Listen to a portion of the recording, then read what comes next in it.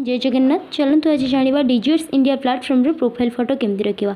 First 3 line ने click करवा, 4 profile वाला ऑप्शन ने क्लिक करवा, देन एवं निजर डिटेल्स फिल करवा। फर्स्ट जेंडर तुम जदि पुओ हो मेल ने क्लिक कर, देन जदि झील हो फीमेल ने क्लिक कर, देन तापर एड्रेस तुम करेन्ट एड्रेस जहाँ भी थी देदेव, देन तापर सिटी तुम सिटी दब, स्टेट तुम कौ स्टेट रू बिलोंग्स करुच स्टेट दब, देन तापर तुम पिन कोड जहाँ भी रोचे दब। देन तुम जदि फेसबुक यूज करूँ Facebook link, Instagram link, YouTube link जहाँ भी तुम यूज करुच तार लिंक दे पार।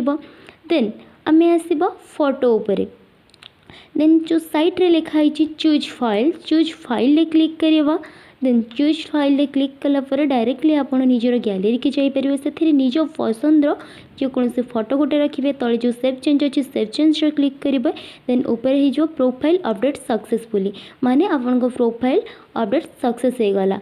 देन तापर एफिलिएट डैशबोर्ड रे क्लिक करेंगे, टिके समय रहा आसीज, देन आपणकर प्रोफाइल सेटअप हो। Thank you.